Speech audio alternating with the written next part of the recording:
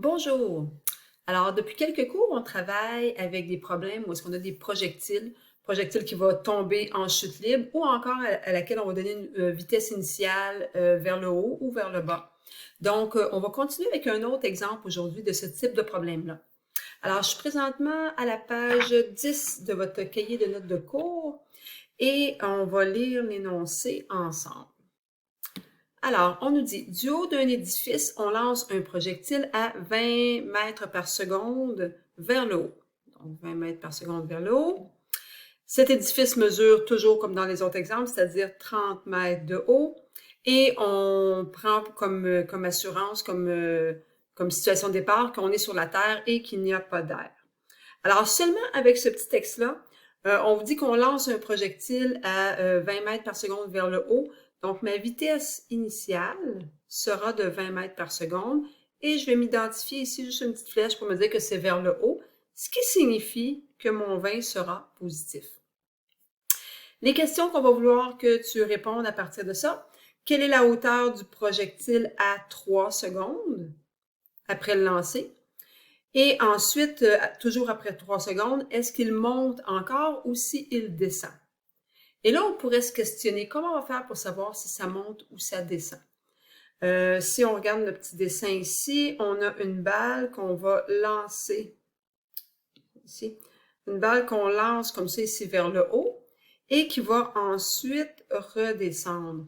Donc, ce qu'on se pose comme question, après 3 secondes, est-ce qu'il va encore être dans la montée ou s'il va être en train de descendre? Et s'il est en train de descendre, à ce moment-là, on va être en mesure de répondre à notre question. Maintenant, il y en a qui pourraient se dire, OK, comment on fait pour répondre à ça? Est-ce que c'est mon delta Y que j'ai besoin? Bien, si on regarde, c'est quoi delta Y? Mon delta Y, ça me donnerait une idée de mon déplacement. Est-ce que mon déplacement est vers le haut ou s'il est vers le bas? Mais ça ne m'identifierait pas, si on regarde le dessin, si la balle, elle est ici, ici, ici, en train de monter, ou si elle est plutôt en train de descendre. Donc, mon delta Y va seulement me dire si ma balle est en haut de moi ou en bas de moi, mais ne va pas m'identifier si la balle est en train de monter ou de descendre. Donc, c'est pas le delta Y que je vais avoir besoin. En fait, ce que j'aurais besoin, c'est ma vitesse.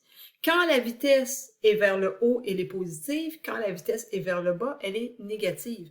Donc, dans le fond, ce qu'il va falloir trouver ici, ça va être de trouver notre vitesse finale à 3 secondes. Donc, quelle est la vitesse à 3 secondes? Et si la vitesse est positive, je sais que ça monte. Si la vitesse est négative, je sais que ça descend. Troisième question qu'on va devoir répondre. Quelle est la distance parcourue du projectile 5 secondes après le lancer? Donc là, on ne nous demande pas le déplacement, mais la distance. Donc, toujours à partir de notre dessin. Je vais juste effacer pour mieux le redessiner. Donc, ma balle va monter et elle va ensuite descendre. Donc, ce que je veux savoir, la distance totale parcourue après 5 secondes. Donc, je vais devoir tenir compte du fait qu'elle a monté pour commencer et qu'elle est revenue sur ses pas et calculer la distance totale et non pas le déplacement. Donc, on commence tout de suite. Donc, quelle est la hauteur du projectile à 3 secondes après le lancer? Alors, on va aller voir premièrement quelles sont nos variables connues. Donc, c'est ce qu'on veut venir identifier ici dans la partie « Les données ». On doit se poser la question, est-ce que je suis en situation de MRU ou en situation de MRUA? Alors, dans ce qu'on a ici, nous avons la gravité qui va avoir un effet. La gravité est une accélération et quand on a une accélération, on est en cas de MRUA, donc uniformément accéléré. Donc, on n'aura pas besoin de traiter des MRU dans ce problème-là. On peut se faire un X dessus. Alors, est-ce que je connais mon delta Y? Donc, le delta Y qui va être le déplacement parcouru. Donc, dans ce cas-ci, je ne connais pas delta Y. C'est justement ce qu'on veut voir là. Quelle est la hauteur du projectile après 3 secondes? Je veux trouver le delta Y après 3 secondes. Est-ce que je connais mon temps? Oui, c'est justement de 3 secondes. Est-ce qu'on connaît la vitesse initiale parfaitement? On a dit qu'elle était de plus 20,00 mètres par seconde. La vitesse finale, on ne la connaît pas, c'est ce qu'on va vouloir trouver. On va vouloir trouver la vitesse à 3 secondes. Est-ce qu'elle monte ou est-ce qu'elle descend? Donc, pour l'instant, on ne connaît pas la vitesse finale. Et l'accélération, étant donné qu'on est dans un cas de mouvement vertical, l'accélération sera la gravité, moins 9,80 mètres par seconde carrée. Donc, on vient de déterminer nos variables, ce qui fait qu'on va pouvoir tout de suite regarder quelles formules sont pertinentes pour nous dans ce cas-ci. Alors, je regarde la première formule, je connais l'accélération, je connais la vitesse initiale, mais je ne connais pas la vitesse finale, et je connais delta t. Donc, la première formule, je pourrais l'utiliser pour trouver ma vitesse finale. Donc, ça pourrait être intéressant tout à l'heure pour la question B. Deuxième formule, je connais A, je connais 2, naturellement, il y a 2 qui est là. Je ne connais pas delta Y, c'est ce que je cherche, donc je pourrais l'identifier en rouge. La vitesse finale, je ne la connais pas, la vitesse initiale, je la connais. Donc, la deuxième formule, je ne pourrais pas l'utiliser parce qu'il me manquerait une donnée. Donc, il me manquerait la vitesse finale pour être capable de le faire. Par contre, si j'allais le calculer en premier avec la première formule, donc si j'utilisais cette formule-ci pour aller calculer ma vitesse finale, je pourrais à ce moment-là utiliser cette formule-là. Je vais quand même aller voir si la troisième formule peut être plus pratique, plus rapide. Alors, delta Y, je ne le connais pas, c'est ce que je cherche. La vitesse initiale, elle est de plus 20, nous l'avons. Le temps de 3 secondes, l'accélération, on l'a, le temps aussi. Donc, effectivement, la dernière formule serait facilement applicable pour aller trouver le déplacement et c'est la première question que je dois répondre. Donc, je vais identifier ici que pour la question A, c'est la formule que je vais utiliser. Alors, je vais commencer par aller remplacer ce qu'on connaît déjà. Donc, delta Y, c'est ce que je cherche. La vitesse initiale, plus 20,00 mètres par seconde, multiplié par le temps, qui est de 3,00 secondes. Tout ça doit être additionné à la moitié de l'accélération. L'accélération, elle est sur, l'accélération est de moins 9,80 mètres par seconde carrée et mon delta t qui est de 3,00 secondes. Je savais que je manquerais de place, je me suis donc gardé mon 1/2 pour dire que tout ça, c'est sur 2. OK? Donc, à place de faire fois 1/2, je mets toutes mes multiplications sur 2. Alors, je peux le résoudre. On peut aller faire notre calcul. On va avoir 20 fois 3 qui va nous donner 60. Donc, delta Y est égal à 60. Ça va me donner des mètres parce que mes secondes ici viennent s'annuler. Donc, 60 mètres plus. Alors, 9,80 fois 3 divisé par 2, ça va me donner un négatif et ça va me donner moins 44,10. Et ça aussi, ça va me donner des mètres. Ah, puis j'avais oublié, excusez, hein. Ça va me donner des mètres, pourquoi? Parce qu'effectivement, j'ai un petit 2 ici. Donc, je ne dois pas oublier que mon 3 est à la 2. Donc, 3 à la 2 qui donne 9. Et ça va aussi me donner des secondes carrées. Important, j'avais oublié mon petit 2. Donc, tout ça va me donner 44. Et j'ai déjà fait la division par 2 dans mon calcul. Parfait. Je pensais que je l'avais oublié. Ce qui fait que je peux ensuite aller additionner les deux nombres pour trouver mon delta Y. Donc, delta Y qui va être égal à plus 15,90 mètres. Donc, j'ai trouvé mon déplacement, ce qui veut dire que 3 secondes après le lancer, je vais être à 15,90. Donc, je ne le sais pas trop. Hein? Je sais que c'est plus haut que moi. Est-ce que c'est dans la montée ou est-ce que c'est dans la descente ici, là? Mais je sais que c'est 15,90 mètres plus haut que moi que va être la balle à ce moment-là. Donc, la deuxième question, c'est justement à savoir, est-ce que la balle va être en train de monter ou est-ce qu'elle va être en train de descendre? Donc, on a dit qu'on pouvait utiliser à ce moment-là la première formule qui est ici, qui me permet de trouver la vitesse et le sens de la vitesse va m'indiquer si la balle monte ou descend. Alors, on va aller, je vais mettre ça en rouge, question que tu vois la différence entre les deux problèmes. Et on va commencer par compléter les chiffres dans la formule. Donc, l'accélération qui est de moins 9,80 mètres par seconde carré.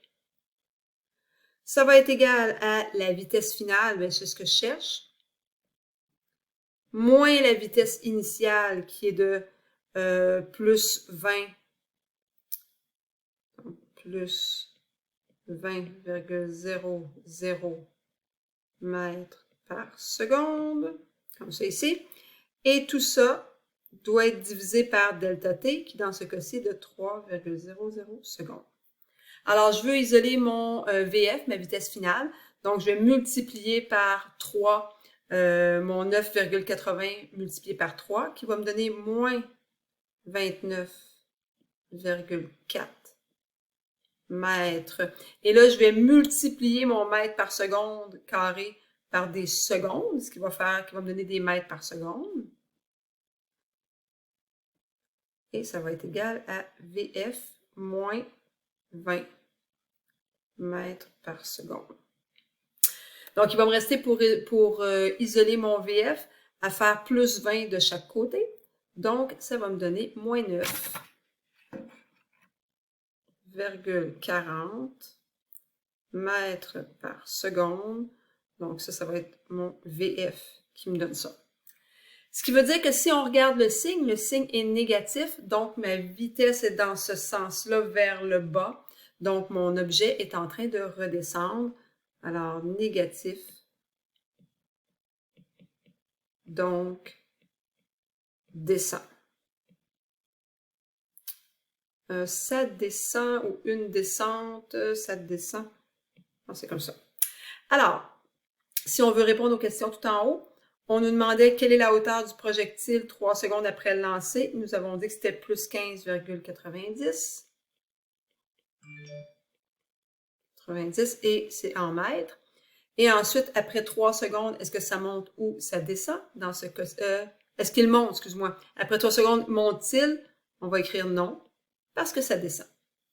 Alors, on a répondu à la question A, question B. Il va maintenant nous rester à répondre à la question C.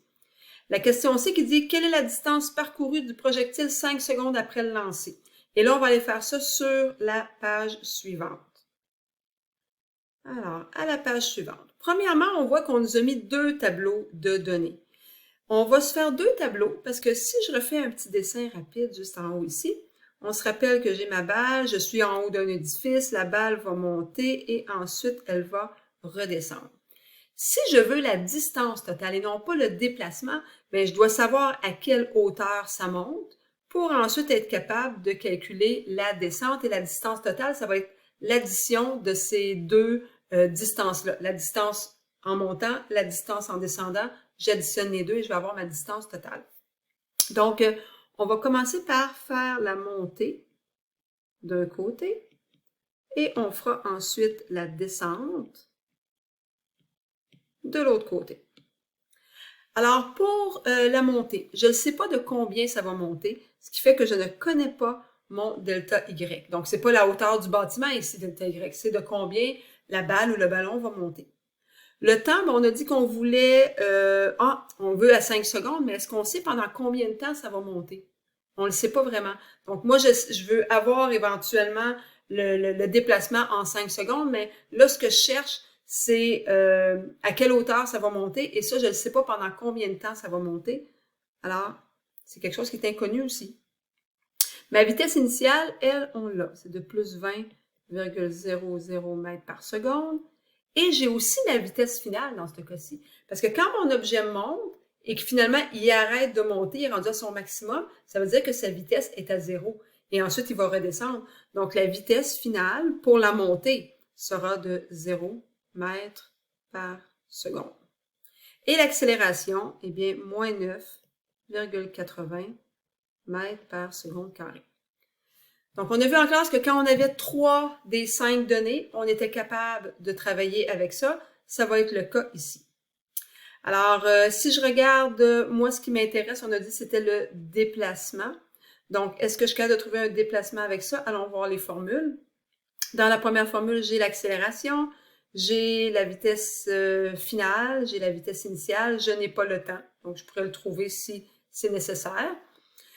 Deuxième formule, j'ai l'accélération, je cherche mon déplacement. J'ai la vitesse finale et j'ai la vitesse initiale.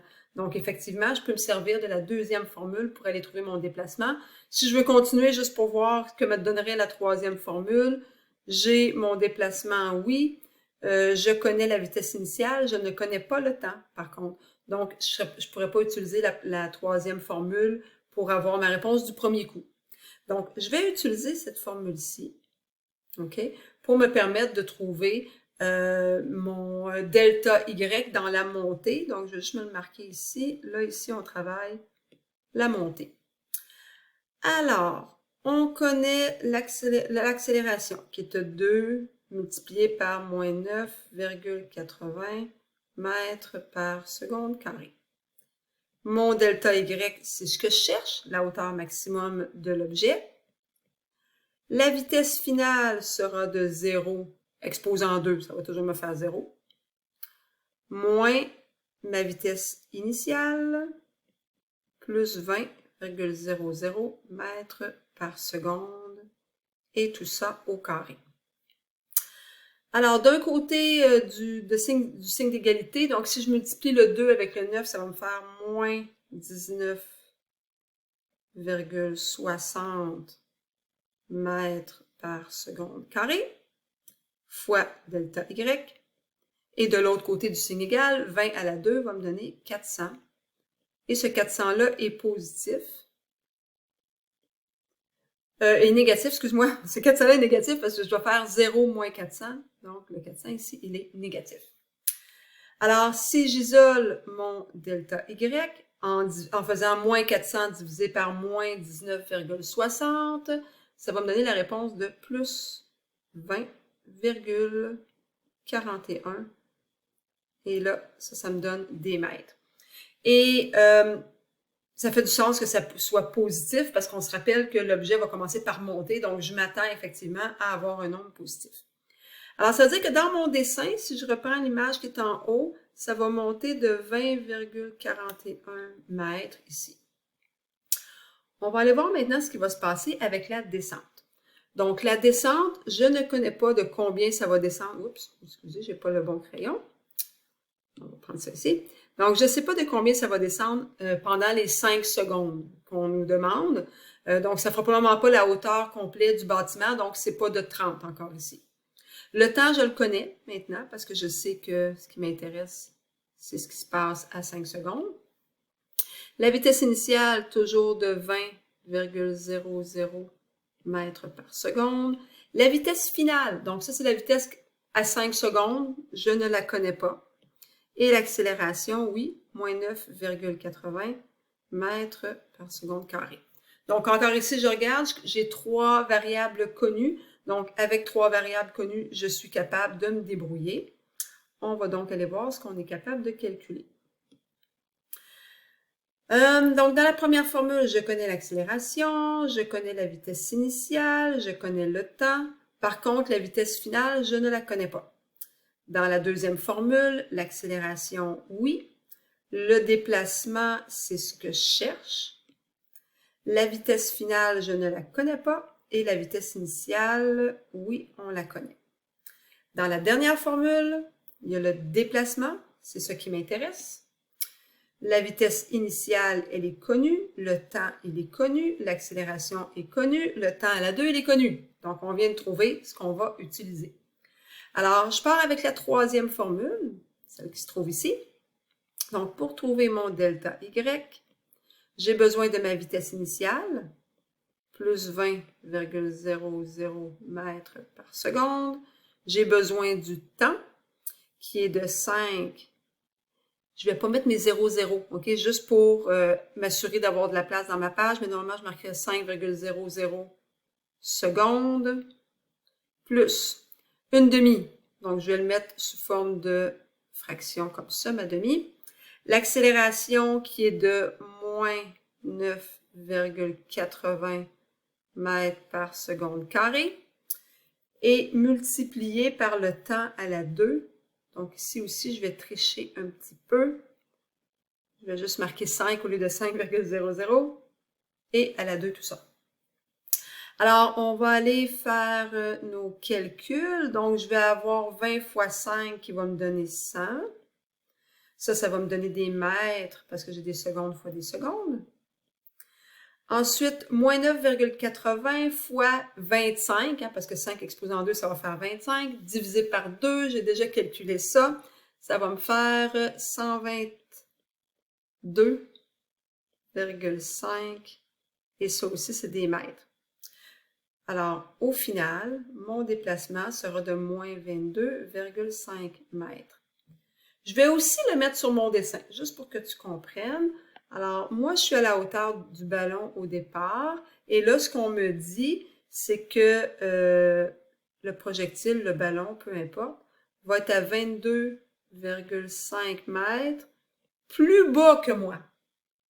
Alors, pour trouver ma distance totale, je vais devoir tenir compte, je vais prendre un crayon rouge, je vais devoir tenir compte de la distance qui a monté. Je vais devoir tenir compte du déplacement qui est en dessous de moi, mais je vais aussi devoir tenir compte de ce que je te rajoute ici, là. OK? Donc, ça, c'est quoi cette distance-là? Ben, elle est aussi de 20,41 mètres. Donc, si ça monte de 20,41, ça descend de 20,41, ça revient à mon niveau à moi, et ensuite, ça redescend plus bas que moi de 22,5. Donc, la distance totale, c'est comme ça qu'on va venir la calculer. Alors, distance.